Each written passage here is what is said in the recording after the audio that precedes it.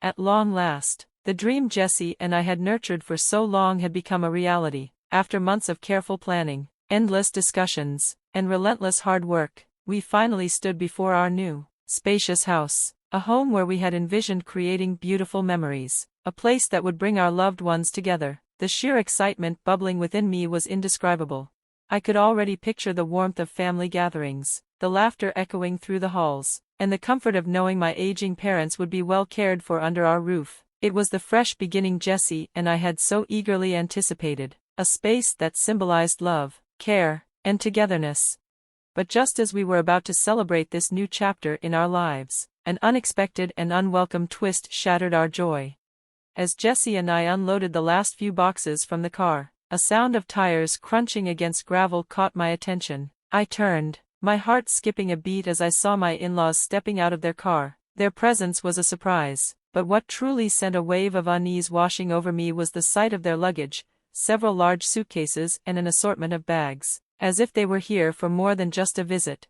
My mother-in-law adjusted her purse strap, squared her shoulders, and, with a firm and unyielding voice, announced, "We'll be moving in here." Her words struck like a lightning bolt, leaving me momentarily frozen in place. My mind scrambled to process what she had just said. Moving in? What did she mean? Then, as if what she had declared wasn't already overwhelming enough, she continued with a casual air, "You should let your parents know it's best if they leave." A cold chill ran down my spine. My hands clenched into fists at my sides as I turned toward Jesse, hoping for him to step in, to say something, to assure me that this was some kind of misunderstanding. But instead, he let out a deep sigh, hesitated for a moment, and then finally spoke. "Please do as they ask. Let your parents know gently."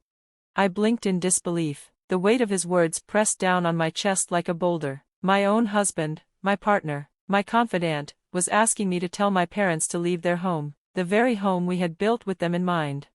I struggled to keep my composure as my in-laws, without so much as waiting for a response, began unloading their luggage. They moved with a sense of ownership, as if they had always intended for this to be their home. Feeling a mix of frustration and helplessness, I stepped forward, trying to keep my voice even. "Do you realize this is our house?" I asked, my tone edged with disbelief. "My name is Tiffany. I'm 32 years old and have been married to Jesse for 4 wonderful years. While we don't have children yet, our marriage has always been filled with mutual love, respect, and unwavering support. At least, that's what I had believed until now." Over the past year, I had grown increasingly concerned for my parents. Their mobility had been declining, and the thought of them struggling alone weighed heavily on me. It was this very concern that had led Jesse and me to make the decision to build a new home, one that would accommodate both of us and my parents, ensuring they had the care and support they needed. Jesse had agreed without hesitation, recognizing the benefits of having them close. "It's a win-win situation," he had said, his understanding and support making me feel incredibly lucky to have him by my side. However, the logistics of moving in with my parents proved challenging. Their home was far from the city, making daily commutes difficult, especially since neither Jesse nor I drove. Moving them into our cramped city rental was out of the question. It was already too small for just the two of us, and with plans for future children, space would become an even bigger issue. That was when inspiration struck.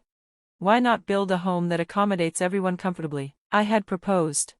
Jesse had loved the idea, his face lighting up with excitement. "That's brilliant," he had exclaimed, and together, we had dived headfirst into the planning process. When I shared the news with my parents, they had initially expressed guilt over what they saw as an inconvenience, but after I explained our reasons, their hesitation melted into excitement, bringing me immense relief and joy. We spent months working with real estate agents, meticulously planning every detail, ensuring the home was built with accessibility in mind. We selected a location close to hospitals for my parents' medical needs and near public transportation for our daily commutes. Each decision was carefully made with love and thoughtfulness. Yet, as the house neared completion, my in-laws' interest had grown noticeably intense. "Dear, we heard you're building a new house, is that right?" my mother-in-law had casually inquired one day. I had happily confirmed it, unaware at the time of the implications behind her curiosity.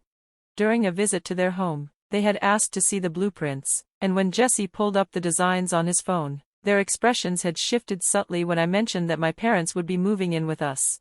"You're all moving in together?" my father-in-law had asked, his voice betraying a hint of something unspoken. Jesse had confirmed it without hesitation, oblivious to the tension settling in the room.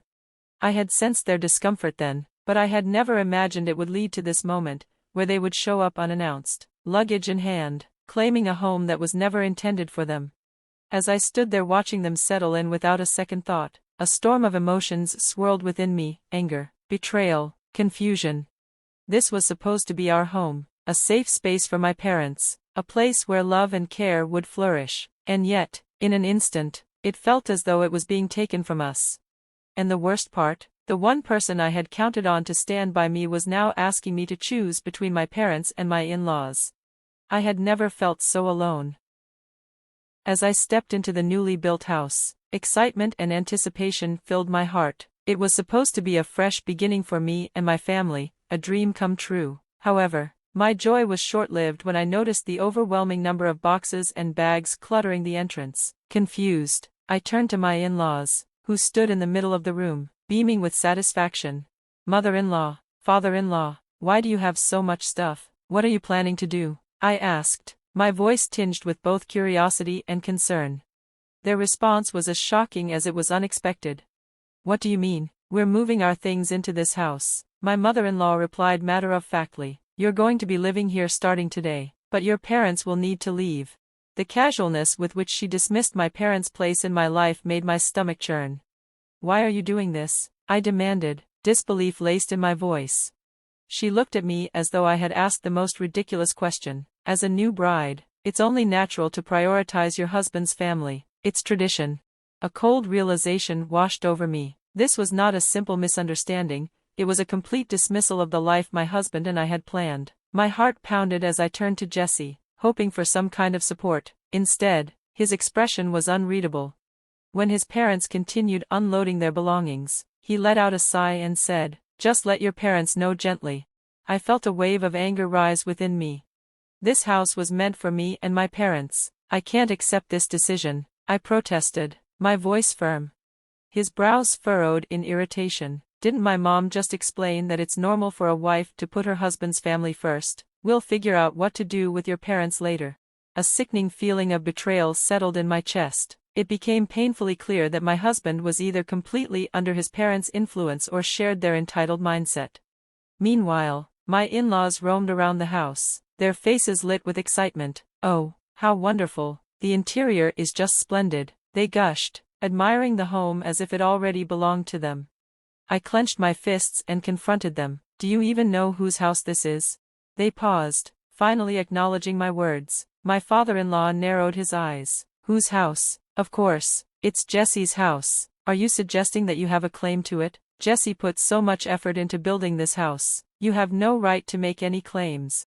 Their words sent a shiver of rage through me. It was clear that Jesse had never shared the financial reality of this home with them. They genuinely believed he was the sole provider.